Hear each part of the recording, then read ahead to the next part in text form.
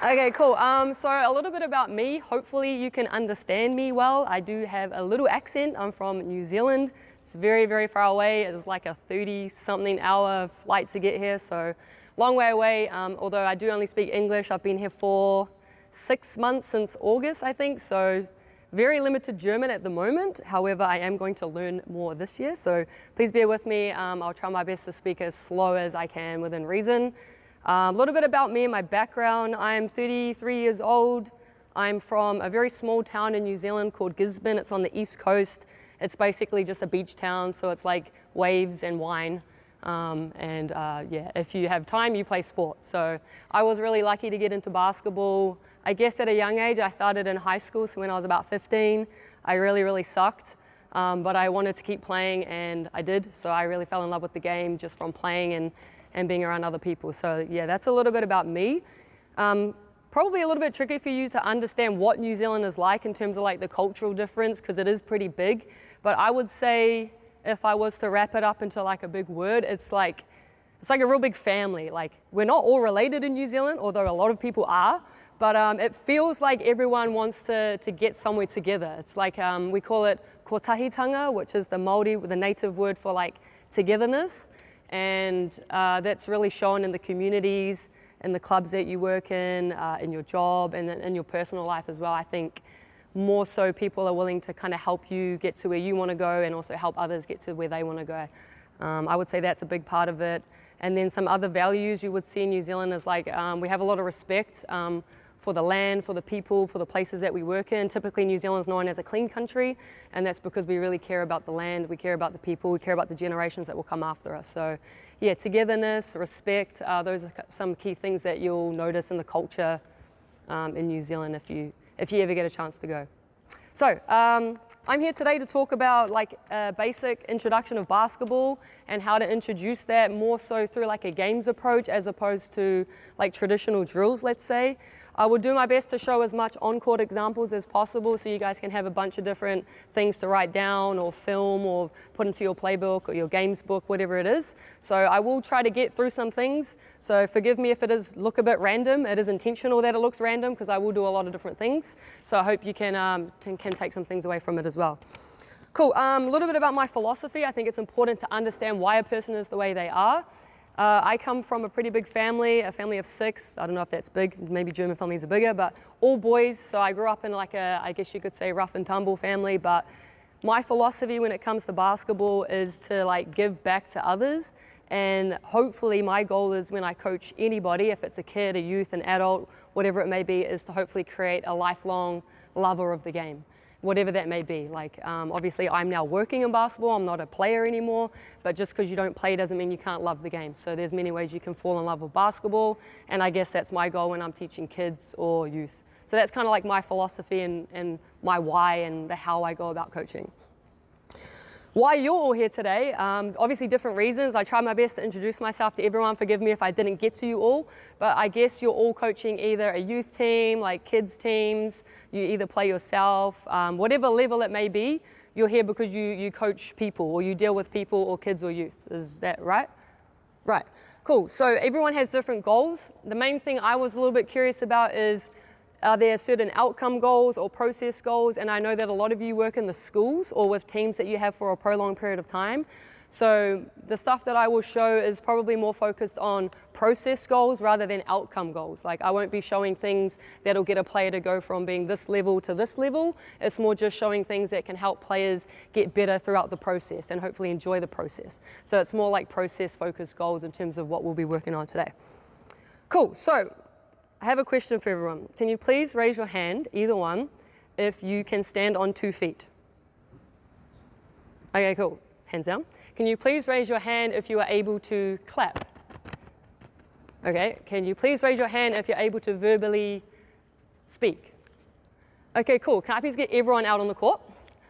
Everyone out on the court. If you're willing and able, those 3 things is all that's going to be required.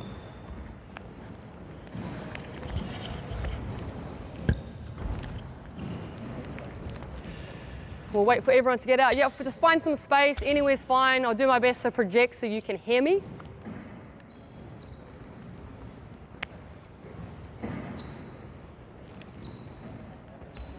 Okay, cool. Now, forgive me if I am wrong. If this is the incorrect pronunciation, you can correct me. But I believe it goes something like this. Schnick, schnock, snack? Schnick, schnock, schnook. Okay, hands up if you know how to play schnick, schnock, schnook. Everyone. Okay, perfect. We're going to play a game. However, it's going to work a little bit like this. You are going to play someone, one against one. Okay, you can use your hands, schnick, schnock, schnook, or you can use your feet. So if you haven't seen the feet version, you're going to face someone and it goes a little bit like this. Schnick, schnock, schnack, schnook. What do you think this would be? Scissors. Scissors, good. Schnick, schnock, schnook.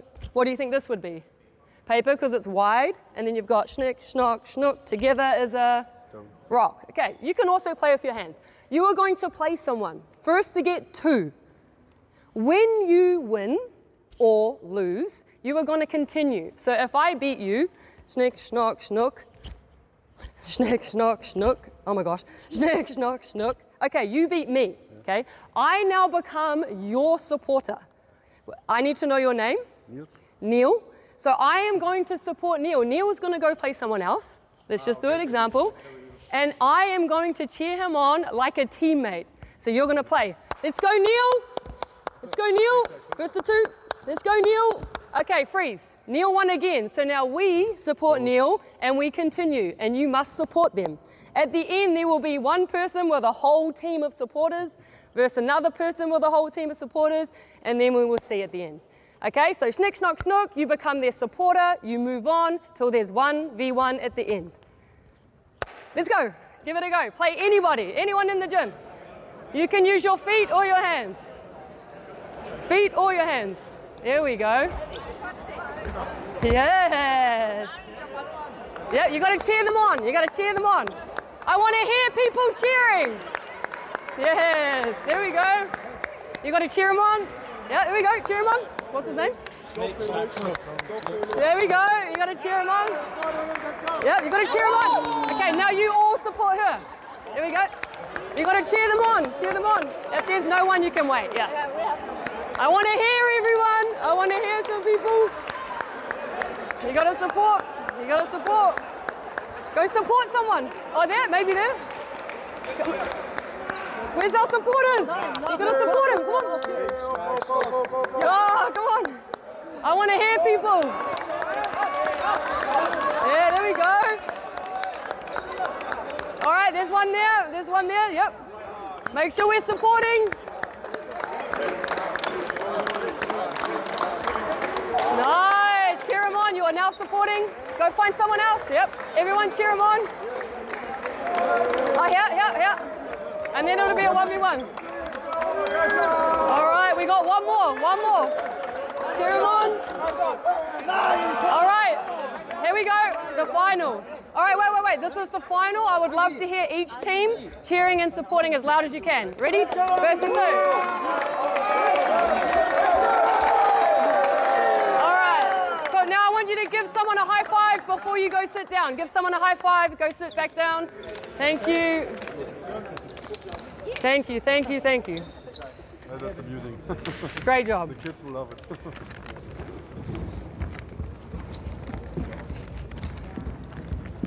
Very great job.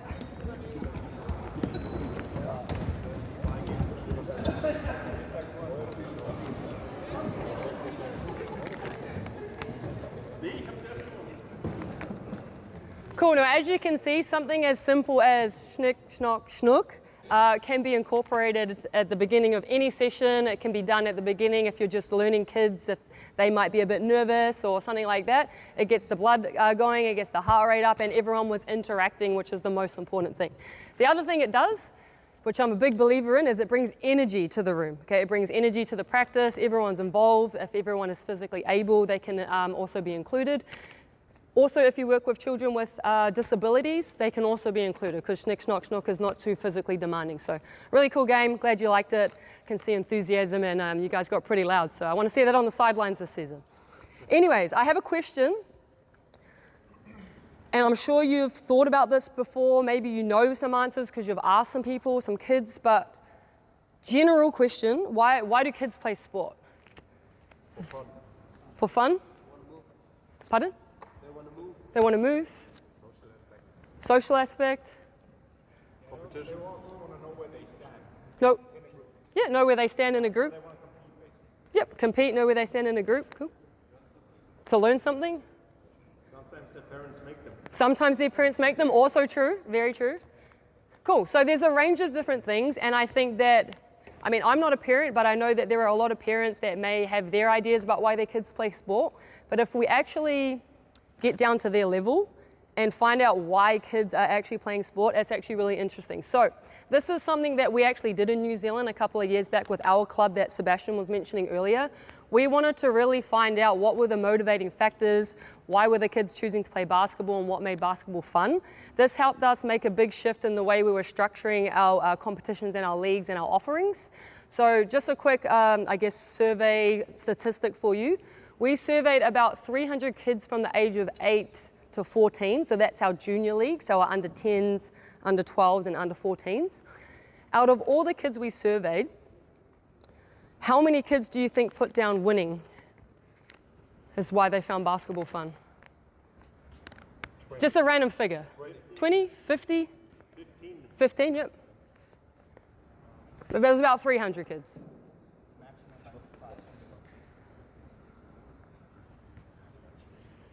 One. We had only one kid put down winning as the reason they played or the reason they found it fun to do basketball.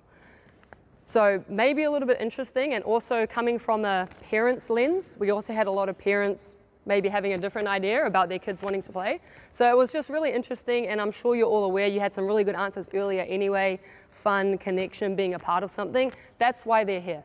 Okay, and that's a really big part of why you're doing what you're doing. You're providing an opportunity for the kids to be themselves, to explore the game, et cetera, et cetera. So I think it's really important to note. It's also a really cool activity to do if you are in an association or a club or at a level where you can do a survey like that. I think it's really interesting and provides a lot of insight to the parents as well.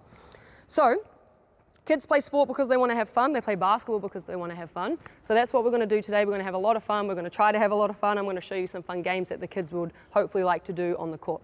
Before we do that, I think it's really important, and this is just coming from my experience based on the years that I've been coaching, is it's really important to have what I call a practice plan. Now, a practice plan not being like a piece of paper with I'm going to do this, this, this, this. It's more like a model or a structure to what's important when I'm creating an environment. So my practice plan is how I'm creating the environment for these kids. So number one on the practice plan for me is you belong. So really making sure that the player, the participant, the athlete, they feel like they belong. So the first interaction with anybody that walks in the gym is always not basketball. It's a non-basketball interaction. So how was your day at school? What new games are you playing on the PlayStation? Oh, I really like your Crocs, you got some cool gibbets, or whatever it is, it's a non-basketball conversation because I want them to feel that they are safe, psychologically safe, and I'm not here to judge them based on their performance on the court. They're a human first before they're a basketball player. So number one of my practice plan is you belong. The second part of my practice plan is mistakes are okay. Mistakes are a part of learning, and I would verbally say this to the athletes in my first session, in my second session, even in my third, fourth, fifth. I would keep re-emphasizing that they're going to make mistakes, and that's fine. Mistakes are okay.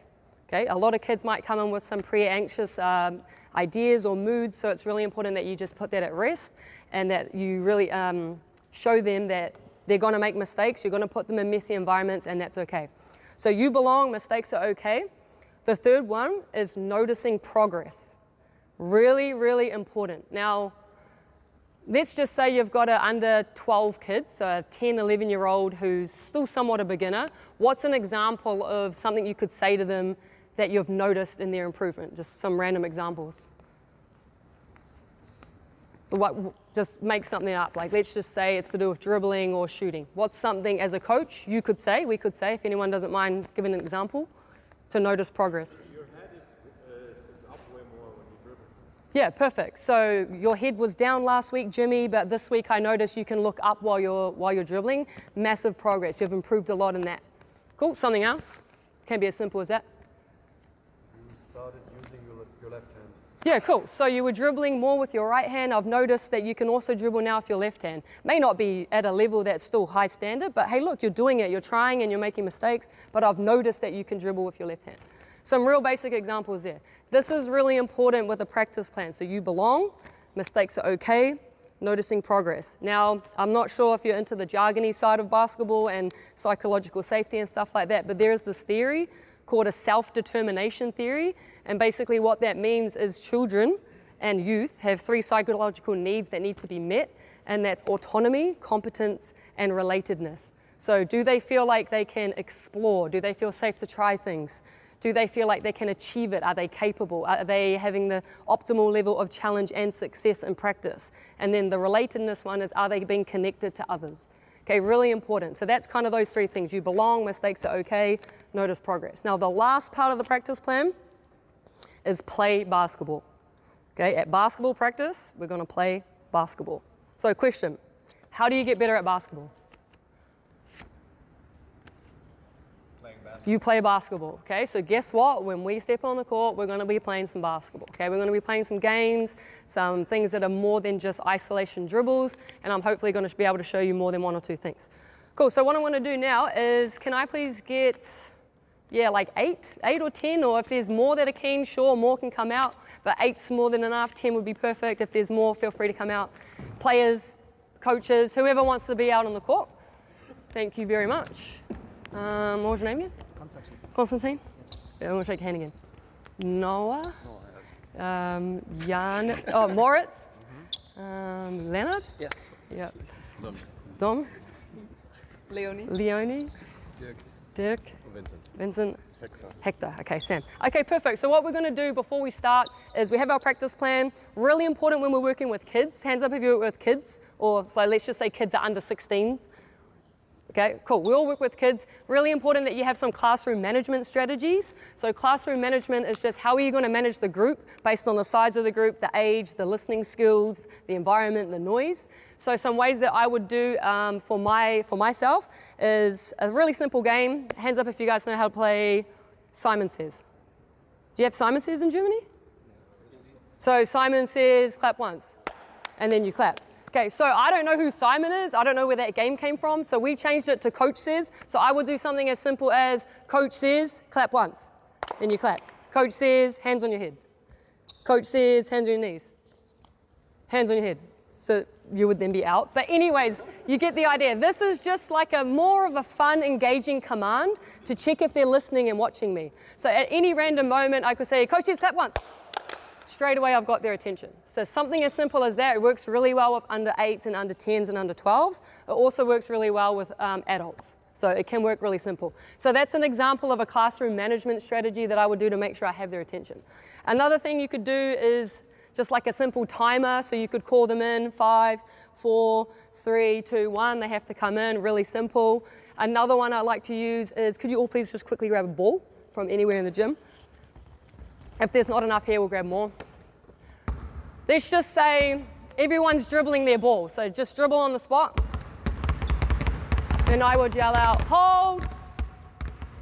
So really loudly, I would just yell out, hold. So hold means hold the ball.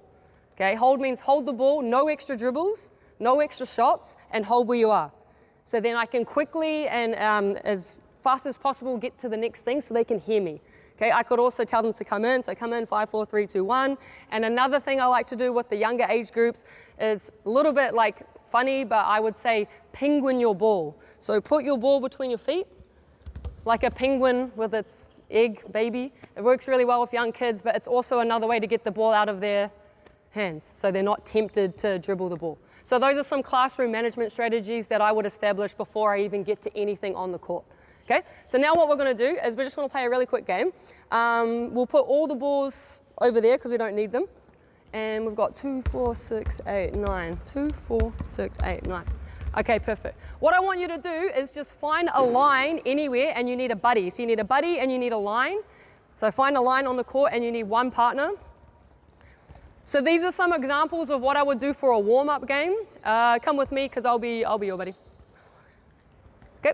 I'll be your buddy because we've got a mismatch. And you're going to stand on one foot, okay? And this can be something as simple as everyone's going to hop on one foot, standing on a line, and we call this tightrope. So you're going to imagine that you're on a rope. You're going to put your hands out, and your job is to try to get your buddy to fall off the tightrope, okay? Once you've fallen off, or your buddy's fallen off, change feet and use the other foot. Okay, ready, go. See who can get their buddy to fall off fall off the tightrope. Get them to fall. Okay, ready, change feet. Okay, okay, cool. All right, hold. Okay, you get the idea. This is a simple warm-up game. It's also activating the legs and the muscles, gets them moving. Okay, another one we can do is let's spread out a little bit. You're also going to find a line, so you come with me. Now you're going to face each other, okay? Face each other on the line, and you're going to connect arms like this, okay? Now we're going to play like a mini game of tug of war, okay? Tug of war. So I'm going to try to pull you over the line. You're going to try to pull me over the line, and then you win. Okay, go, give it a go. 3, 2, 1, go. Oh, I'm not winning this. Okay, change arms, change arms. Okay, and hold.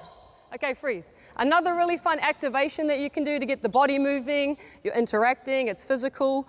Another one you can do is just find an imaginary box, like a 2x2, like just imagine you're in like a little arena. So you come here. And now what you're gonna do is you're just gonna try to push your buddy as far away out of your imaginary box as possible. Now, some of you might work in schools, and on the school courts, they have a lot of what? Lines. They have badminton, they have, I don't know, tennis, they have other lines. So you could also figure out lines. You could also put cones or the little flat things that go on the court. But for now, we're going to use our imagination. So we're going to get down low in a stance. We're going to count down 3, 2, 1 and try to push them out of your imaginary area. All right, go. Oh. Okay, we'll change sides. Yep, see if you can push them out. Okay, we'll have a little break. Not going to win that one. Okay, and hold. Okay, another really fun warm-up game, gets them moving. They're also in a stance, something similar to a box-out position. They don't realize they're working on it, but you're getting them used to a basketball movement, a basketball position. Cool, so those are just some real basic examples of like warm-up-y activation type drills you could do as opposed to just jogging, okay? Is everyone's heart rate a little bit up? Is everyone warm? Perfect, then that's a warm-up. Okay, what we're gonna do now, everyone grab a ball and come back out on the court.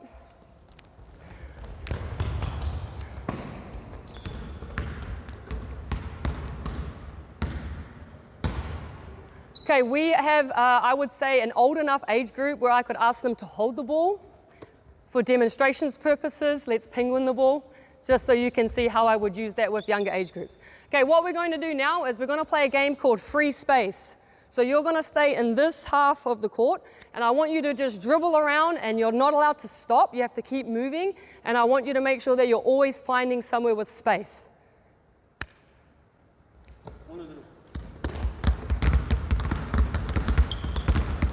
Cool, now notice how I didn't say go, and they were all waiting for me to say go. Sometimes, like a lot of players, they're so used to having explicit instruction the entire time, and they're waiting for the coach to tell them to go. If I stop talking, they can go. Like, they can figure it out. Okay, hold. Would you say they've optimized the space right now in this freeze frame? Probably not. There's more space. So what I want you to think about is how close you are in relation to another player, or is there a more optimal spot to find space? Now, when you find that space, you are allowed to stay there for a few moments, but you cannot just dribble with one hand. You need to be changing hands before you move to another free space.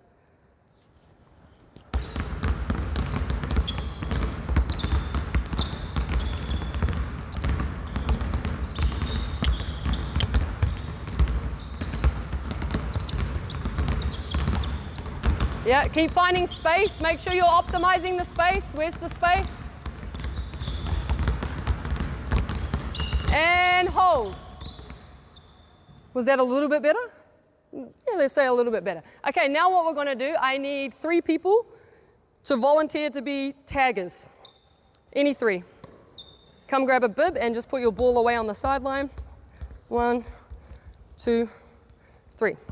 Perfect. Okay, now we're going to use the same structure, free space, to play another game. However, now they have some stimuli. They have some decision making to do. Why? Because they have 3 taggers trying to tag them. Now what's going to happen is I'm going to extend the space so you can now go to this black line here. So the court is a little bit bigger, okay? So you can come all the way to here where I'm standing. The game is the same, so you keep dribbling away, but now you've got 3 people chasing you. Taggers, you must tag with 2 hands. 2 hands, okay? If you get tagged, you have to penguin your ball. Now you are stuck, okay? However, one of the other dribblers can save you by passing you the ball, getting it back, and then continuing. Okay, let's see how this looks.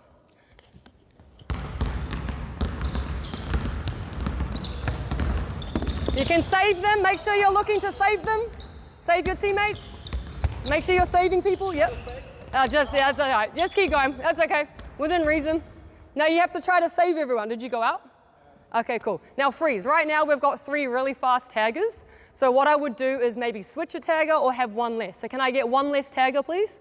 You're going to grab a ball. Now just remember, if you are still alive, should you be selfish or should you try to save your teammates? Let's try to save our teammates. Let's see if we can keep the game going a little bit longer. Okay, ready? 2-hand tag. It has to be with 2 hands. Cool. So now what you've got is just like a simple tag game, but it's more interactive. They have to pass, they have to get it back, they have to move, they have to look. So it's a little bit more complex than just a regular tag game. Yep, make sure you're looking for your teammates. Try to save your teammates.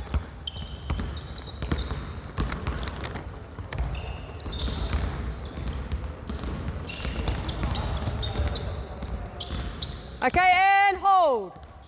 Okay, pretty good job. I think they did pretty well. What would instantly make this better, if you're thinking from a basketball coach lens, what's something that could make this better instantaneously? Anyone. Could also be you guys. What's something that would make this activity a little bit more game-like or realistic or engaging? Pardon? Communication. So if you're trying to save someone, they might not know you're trying to save them, and the ball might hit them in the face. So using your voice, communicating, especially if it was a first session, you could also get them to say their names back and forth to be able to save that person. So Johnny, Sarah, whatever it is, and then they can go free. Okay, perfect example. Cool. All right, what I'll get you guys to do now is everyone grab a ball again. You can give me your 2 bibs, and let's just meet in the middle.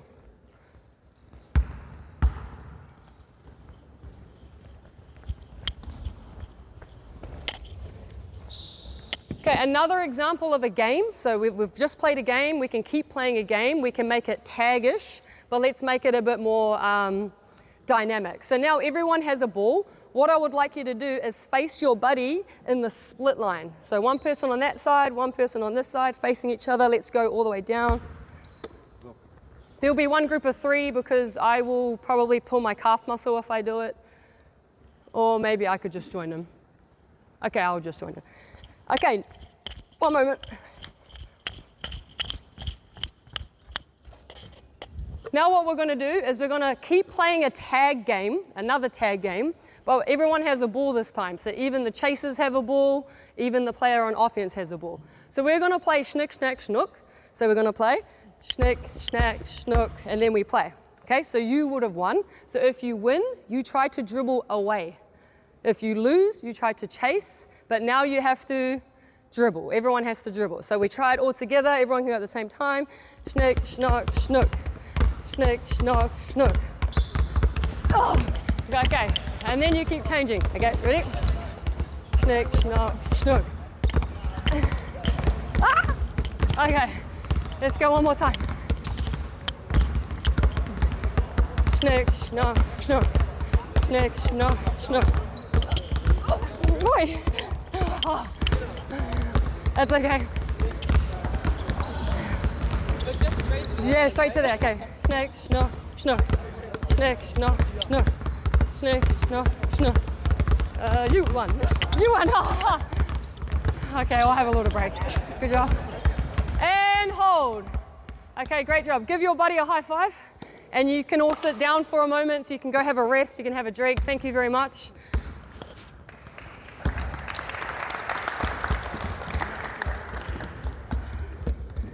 Okay, cool. So a few examples. We had the warm-up games, so the pulling, the pushing, the boxing out, the balancing games. We had just a regular free space, so seeing how well the kids or the youth are able to identify space. You can obviously make that more complicated, so when they find space, they have to dribble behind their back, depending on age, double between the legs. You can make it as complex as you like, and then also adding defenders and making it fun. Okay, making it into like a really fun tag game where you can also be revived. I think a lot of tag games, you're out, and then you're out, you're on the side. So I think it's a good way to keep people involved for a prolonged period of time. Does anyone have any questions regarding those just introduction dribbling games? Oh, cool. Okay, then also what we'll do is I'll just quickly talk about principles. So depending on what age and stage you have, where you're at as a coach, what your club is emphasizing, the organization you work for, there might be some things that they are trying to get you to teach with the kids. Principles is more just like what is the basic framework for how you're trying to teach the game.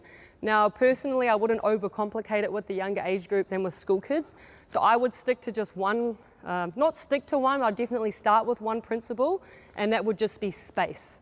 Okay, so how well are the kids able to create space, find space, hold space, and then obviously on the defensive end, when you get to playing more defensively, there's also taking away space. So that would be the one that I would mostly use with the youth age groups, is teaching through the principle of space. Okay, and you can use that in multiple different ways on offense. You can also use it on defense. So in my opinion, space is the #1 fundamental in basketball. Okay, you got to be able to create it, you got to be able to use it, and on defense, you also got to be able to take space away from the opposition. Okay, then comes all the individual attributes that you need to use that space. Cool, so what we're going to do now is we'll move more into like, let's say games towards the hoop, or like finishing games or shooting games and stuff like that. Doesn't have to be the same people, but would you mind, would you like to come out? We don't need as many, but if you're happy to come out again, get a workout in, you're more than welcome to. But I just need at least, 6, but if you're more than happy again, you can come out again.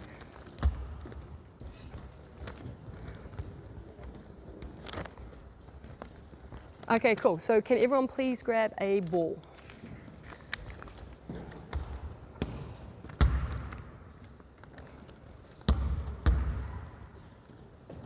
Okay, now can I please get you all to go on the 3-point line on this hoop? So anywhere out on the 3-point line on this hoop.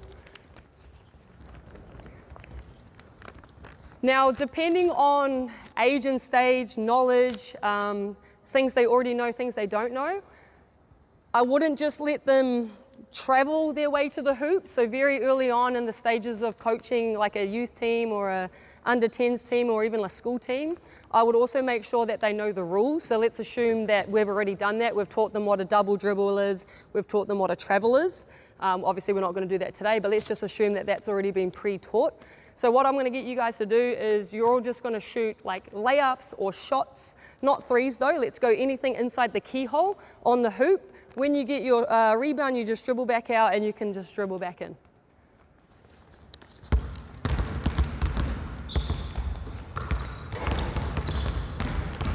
Now, intentionally, this looks a little bit chaotic, okay? It's supposed to be this way because they have perception, they have things that they have to see before they finish, okay? So it looks a little bit like chaos, but we're gonna let them do it and then it'll add some things afterwards. So we'll just watch for a moment.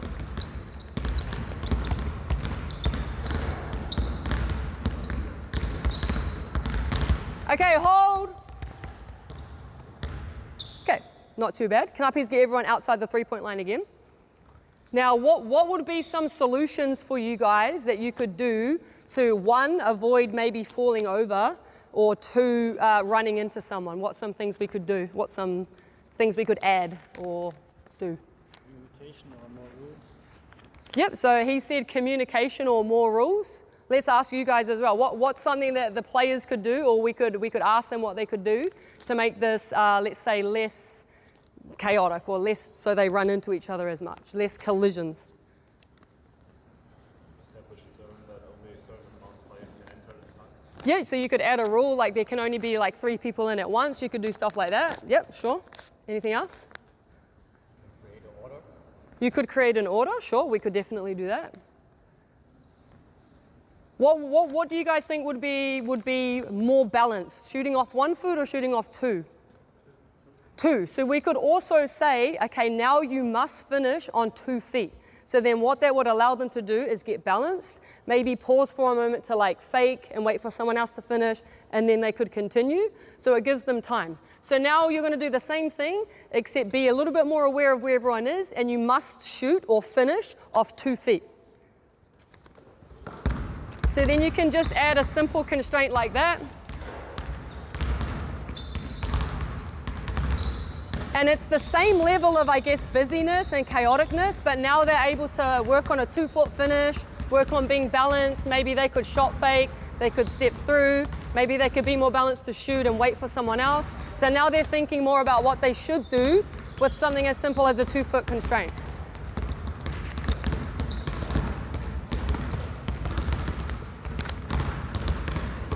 One, two, three. Okay, and hold. Okay, what I would like to do now is I need 2 volunteers to be our defenders. So any 2 people. Cool, 1, 2. Okay, can you guys please put the balls down on the side and grab a bib? And now what we're going to do is I'm going to leave 1, 2, 3. You 3 are going to stay on this hoop, and then you 2 are going to come on this hoop. So Noah and Moritz. Okay, cool. So now what we're going to do is we're going to add to this. So similar to the free space game, it started off pretty simple, then we added to it. Okay, you are going to stay anywhere on the outside of the charge circle or the smile. Same thing down there. Okay, you can only move around the smile. So your feet can only move around. You can't go in and you can't come out. Okay, now what we're going to do is we're going to do the same thing. The offensive players have to shoot inside the keyhole. But now there is a, let's just say like a rim defender who's not fully capable of playing them live, but is there to provide some stimuli. Okay, same game.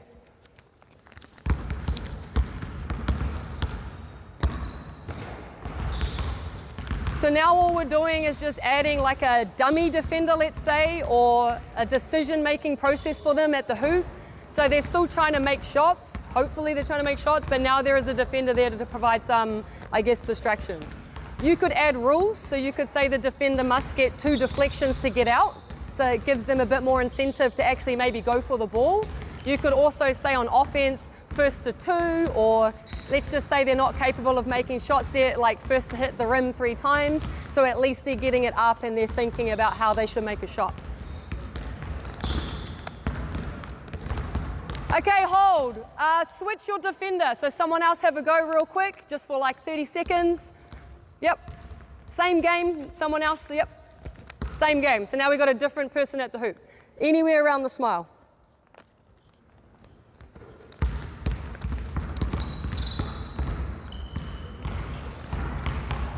Cool, so you kind of get the idea. It's just a finishing game. You can also add multiple defenders.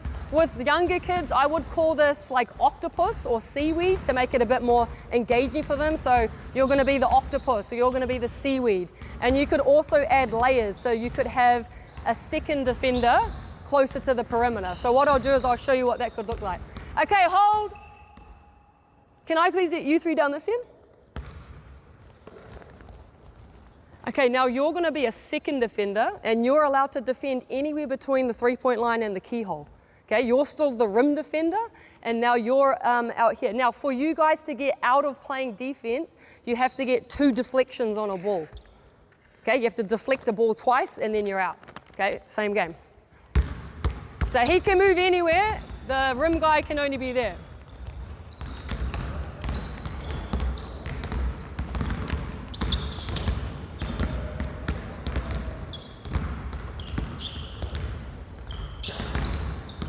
Yep, anywhere, you can go anywhere, yep. Nice. Good idea, he wasn't there, good idea.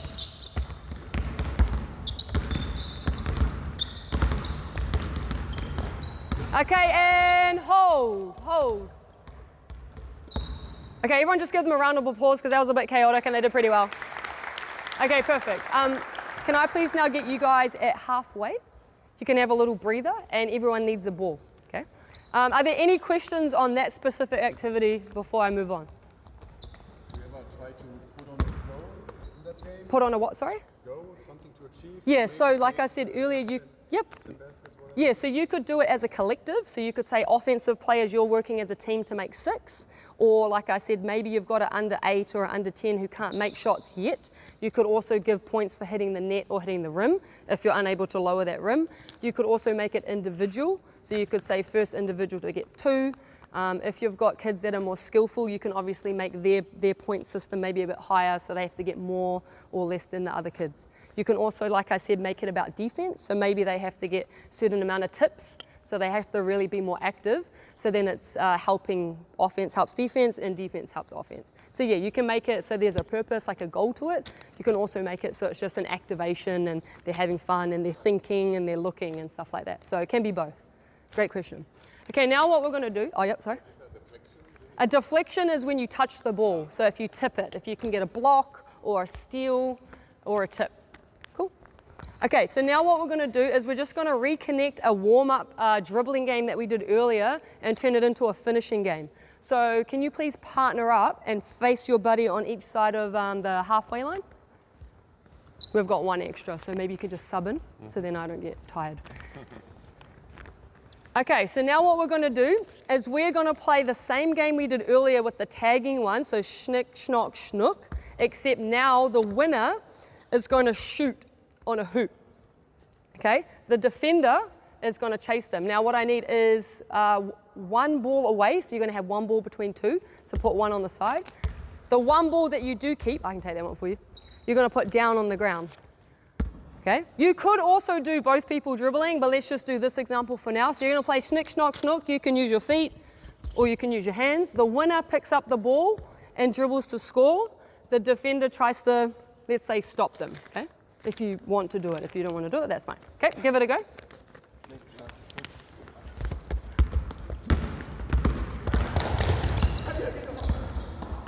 And then keep going. You can also sub in. We've got a sub player, so you guys go one more time or sub in. Yeah.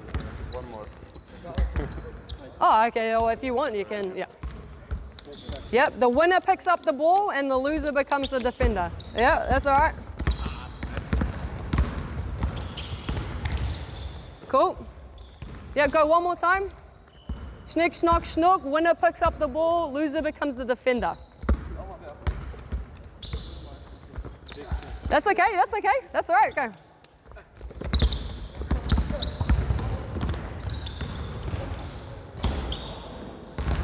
Okay, and hold. Okay, everyone back to the middle.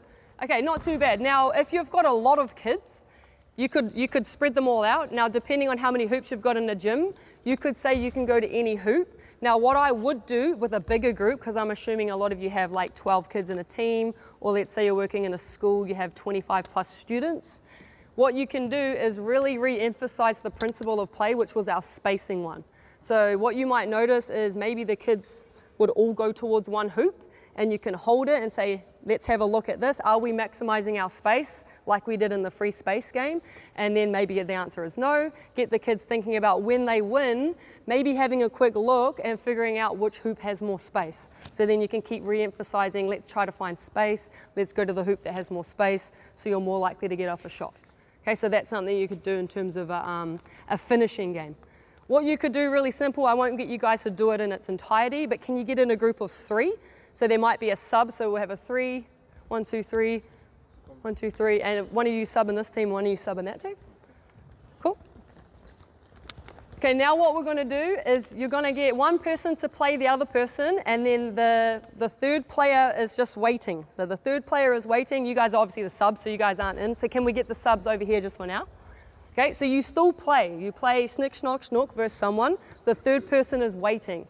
Okay, the third person joins the offensive player to become a teammate, and now we have a 2 against 1. Okay, same game. We just do it like twice. Okay, cool, not too bad. Yep, keep playing. Great pass, cool. Yeah, reset, make sure you're changing who the third player is and who's playing schnick, schnock, schnook. And then you guys can also sub in, yeah. Okay, not too bad. Now, I would first let them just do this for a while and see kind of what their decision-making process is. Maybe it's not great. Maybe the one person is just dribbling the entire time and they're not utilizing their teammate. Then you could add some rules like you must make a pass, or you must get 2 passes, or you must get an open shot maybe. You could add some rules like that, so then they're actually thinking more game-like.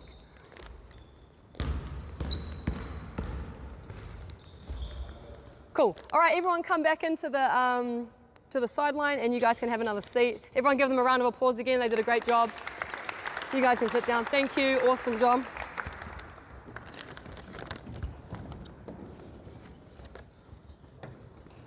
Okay, cool. Any questions so far? I'm trying to just work my way through some of the drills and the activities as fast as I can without tiring out the players, and also trying to provide some stuff on the side while they're doing it. So 2-on-1, simple game like schnick, schnock, schnook. We already did it at the beginning, so they know the game. They can feel comfortable with the game. Now we're making it more game-like, so we're adding the hoop. Then you can add an offensive player, so now it's more 2-on-1. You can also advance this, so it's 2-on-2 and things like that. Now, they're playing basketball, but it's like a game. It's more fun, it's more interactive. I feel like the kids could get into it a little bit more, and depending on their age, you can obviously move on from the schnick, schnock, schnook part and just play like some basic 2-on-1 games. So that's just some examples. What we'll do now is... Sorry, from yes? your experience, when are the kids too old for games like that? Never, never. Do it with the pro team. Never too old, honestly. I think they all enjoy it. Now you can have different purpose behind it, but I think the game in itself, everyone wants to win a game or to feel like they're doing something engaging or fun. So I think that's really important. It doesn't matter what age. We do it with the pro team. We do it with the under 5. So yeah. A part of the scissors game, can you do it with another game or like as a reaction game? Yeah, so you could also do like the cone game. I think there's like a heads, shoulders, knees, cone, and then but you could have ball and then grab the ball, whoever grabs the ball. You could also do a game, Noah, can you please come out? We start like this. 3, 2, 1, go. Whoever gets the ball first. Okay, we can do that. Thanks, Noah. Great job. Okay, you can do something like a tug of war game. You can mix it up. There's a lot of fun things you can figure out how to do. Any other questions in terms of that? Cool. So those are more, I would say, like the beginning games. It's not 5-on-5, but it's like mini versions of 5-on-5. It's 2-on-1s, it's 2-on-2s. It's interacting with another player. It's having defense at the hoop, even if it's just a dummy defender. It's having stimuli rather than just let's just work on layouts for 20 minutes or let's just work on jump stots for 20 minutes. They're going to do stuff like that in the game, and you can also add rules so they have to do it anyway. So there's things like that. Okay, let's get more to like the playing aspect and some games and some activities that I would do that's more, I guess, like the game, like more 3-on-3, 4-on-4 and stuff like that. Now, I don't expect everyone to do it again, but maybe we could just do it at like a dummy pace so everyone can see it. So could I please get 6 people out? Or if there's more, but 6 would be great. And I'll just try to show you some examples of how I would use the game and how to teach through the game. So let's just split up in what would make sense and get 3 yellow and 3 non-yellow. Yep, doesn't really matter. Cool, so you 3 will be a team. Do you know everyone's names? No. Let's learn them real quick. So, the rest of them, Leonie. Leonie, Constantine, and Nene. Cool, do you guys know everyone's names in your team? Cool. Perfect. Okay, so what we're going to do now is we can also do this in a 1-on-1, but I'm just going to skip the 1-on-1 because we did a lot of that earlier on and just go straight to more of like a 3-on-3. So can I get you 3 to come over here and you 3 to go over there? So we'll start with you 3 on defense and we'll start with you 3 on offense and we're going to play a little game. Okay, we're going to play a little game. Now what we're going to do is let's try to find space as much as we can. So we can keep re-emphasizing space and see if they can figure it out. And what we're going to do is we're going to play a little game of, let's say it's 3-on-3, but what's going to happen is I'm the coach, I'm going to stand somewhere random, and at any moment, whoever I pass the ball to, that player's defender has to come give me a high five. Okay? When that player's defender comes and gives me a high five, it will temporarily be a 3-on-2. Okay? You can cut, you can move, you can do whatever you think is necessary to find space and to get a really good shot. Oh, I threw it to the wrong player. My bad. Let's go back.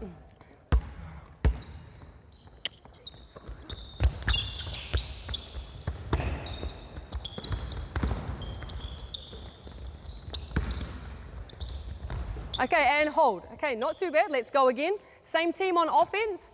Find space to start the drill, to start the game. You can guard anybody. Okay, now we're trying to find space, however you think that looks like, and we're trying to find a good shot if we can. Okay, not too bad. Pretty good shot. And hold. Okay, now what we could do is we could limit it to one shot so they get more repetitions. Let's go offense, defense. So yellow come on offense, non-yellow go on defense. And we're going to do the same thing, okay? Find space wherever you think that space is and see if we can find a good shot.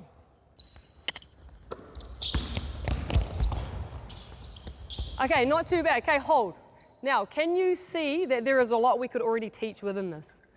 Okay, what are some things we're already seeing that we could instantly coach them on or tell them to do potentially a little bit better? What do you guys think? What can we do a little bit better already in this? Yeah, communication. Great answer. Okay, and we said at the beginning we want to find a really good shot. In a 3 versus 2, and we can also help them if they don't know the answers, what would be a good shot? The free one, okay? So someone should be what in a 3 versus 2? Someone should be free. Someone should be open, so we can prompt them with questions. Great job answering. If they're not sure, then we can also give some answers. Okay, we can also say you have to find a shot inside the keyhole. You could say it has to be anywhere inside the 3 and the key, depending on their age and where they're at, but it has to be open. You can also move where you are to create the advantage to be bigger, but let's see if they can do a little bit better job. Okay, so the shot must be a free shot, so someone who's the most open. Okay?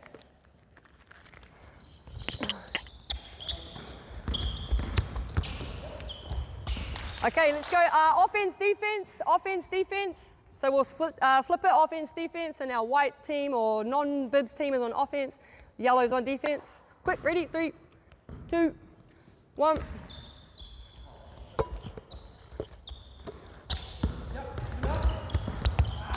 Okay, not too bad. All right, let's go one more. So move your spots. We'll go one more, move your spots. Yep, same offense, same defense, just move to a spot, different spot there, yep. Okay, ready? Yep.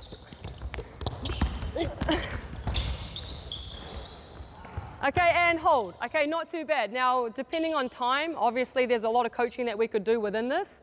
What I can do is give you an example of a rule that I would use to help re-emphasize spacing. What I won't do is fully coach the drill because we don't have enough time, but what I will say is, offensive players, there's a new rule now, and let's just assume we're talking to youth kids or kids. Anywhere inside the 3-point line to the baseline, the floor is lava. So everyone knows the floor is lava game. 3, 2, 1, mum says you got to jump on the couch, okay? So you are not allowed to stay inside the 3-point line for more than 3 seconds. Okay, if I, the coach, see you inside for too long, I'm going to say change, and then we have to change over because you were in for too long, you got burnt by the lava. Okay, so offensive players, if you're cutting in and you don't get the ball, you have to go where? Back out, okay? You have to find space because you can't stay in for too long, okay? The floor is lava. Question? For 3 seconds, okay, ready? Okay, not too bad. Let's go again. Let's go one more time, then we'll change offense, defense. Ready? All right, not too bad. Okay, yellow team on offense. Let's go non-bibs team on defense. Quick, 3, 2. The floor is lava. You can't go in for too long. Hit, high five. Yep. Okay, and hold. Now, as you can see, instantly the spacing is a little bit better. Okay, it might not be great or to a standard that you would like yet, but something as simple as the floor is lava gets them to spread out. Now, I don't know how big your courts are for each age group, but maybe you've got the high school 3-point line, or with under 10s you could just make it like the keyhole, so they have to go in and out of the keyhole, things like that. But that's just an example of how you can re-emphasize spacing with some simple rules in a 3-on-3 game. Cool, all right, you can come sit down. Everyone give them a round of applause. Thank you very much. So that's just like a high five game. You can also play a version of that called hot potato. So if you're working with older age groups like under 16s or under 18s, instead of the really big advantage with the high five of the coach, or even if you've got an injured player, you could get them involved by standing there and getting them involved in practice. You can play a game called hot potato where they're tossing the ball back and forth, and at random the offense can decide to go. So that's more, gives the offense less of an advantage, so might be more suitable for your older age groups or your kids that are a little bit more capable depending on their skill level. You can also do things like a hip turn where the defender has to touch the 3-point line, and then it's a really small advantage instead of the really big advantage. And you can play those games with little kids as well on the mini hoops going sideline to sideline. You can just choose where your floor is lava area is. You can also use those flat cones that go on the floor so they don't trip on them, but they know where they can go in and back out of to find an open space. Cool. What I won't do is get the demonstrator athletes to come out again, but there's lots of other games you can do. So you can do games where you start at half court, and there's one person stuck in jail or stuck in prison, and then you release them, so you can make it a bit more fun for the game, for the kids using analogies like I mentioned earlier with the octopus thing. Kids find it a little bit more fun when you can relate to them, or you can say someone's in the naughty corner, I don't know what the mum and dad call it at home, and then you can let them out, so then that extra defender can run in and then join, and then the advantage is gone. So you can make up different things like that. And then other games you can play, I'm not sure if you've seen them, is you get one team to line up on this sideline and you get another team to line up on that sideline, different colors, and you give them numbers. Have you guys seen that game? You call out the numbers come out. What I would do with that game though is progress it. So obviously depending on your gym and how many hoops you've got, you could add things like any hoop. So they can choose any hoop to score on at any moment. So I might pass to a teammate there, and then we realize there's a lot of the defenders there, so he can pass it back or she can pass it back, and we can go to this hoop. So then they're thinking more about space, where is the most optimal hoop, where is the most optimal space to get a good shot. So you can do things like that. Depending on the age and where they're at, you can also add different things like golden snitch. I'm not sure if you've heard of golden snitch. So those of you that have seen Harry Potter, it's like the little thing that they have to get through the hoop in the Quidditch game. So anyways, golden snitch in basketball is just like a game where you can add a points or a value system for a player or two players that you want to have a higher score. So this works really well if you've got like a group of kids and maybe one is always like left out, or maybe one is not passed to, or maybe it's the girls. If you've got a mixed team of boys and girls, and what you could do is then say, all right, golden snitch is going to be Millie, Poppy and Sarah. So anytime they score, it's worth more, but the other team has to figure out who the other team's golden snitch is, and the score's going up on the side and stuff like that. So that's quite a fun way to get the kids into the games. Also, I found it's pretty good if you've got kids that don't get as many touches, which shouldn't happen anyway, and I'm sure you're able to manage that as coaches, but can always happen in team sport. Yeah, any questions? I hope I've been able to show enough stuff and then also explain the other stuff, and I hope you've been able to understand me. You mentioned how you, inside the setup of a simple drill like that, you can teach a lot of different things. Yeah. Like how, you personally, how explicit do you get with that? Great question. So it would be for me depending on the age and the level. So if it were, say, an under 10s team and it's their first time playing, they're beginners, I would really just stick to spacing and what kind of shot they're getting. So are you finding the most space? So if your defender is next to you, is that the most space you can find? And the kids will know, probably know, and if they're not sure, you can always show them what would good spacing look like.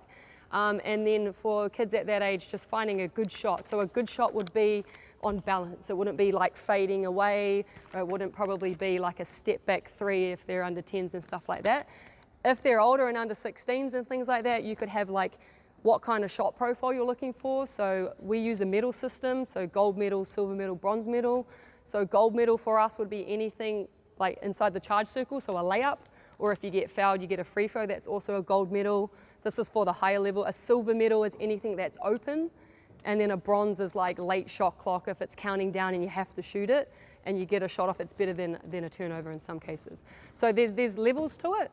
I was going for more the basic approach for like school kids or beginner teams or under 10s and 12s, but as you can see, there's so much you can teach even within it. Will you ever show them the proper form of shooting or how to make a layup? Yeah, so great question, really great question. Shooting, I would say, is a little bit, not complex, but is a skill that takes a lot of time to develop. With the younger age groups, I would really focus on, are they balanced? So have they got a good stable balance? That can be something as simple as working on into shots. So you could play a game called bunny hops where they have to bunny hop into it and then shoot. The other thing I would really focus on is have they got rhythm? So are they not stopping and then losing all that energy and momentum? We're adults, we understand how science works. Newton's third law, equal action and reaction. You have to create energy and use it. Kids don't know that, but you can basically say, like the floor is lava when you shoot, you have to go down and up. So I would focus on really simple stuff. If it's older kids, then I would definitely teach more technique like wrist is back, follow through, things like that. But the main thing is, are they on balance and have they got enough rhythm into their shot? They're not pausing or hinging and stuff like that, even with under 6s, let's say. Yep. Any other questions? Let's get 2 more. Someone ask a question. You got a question?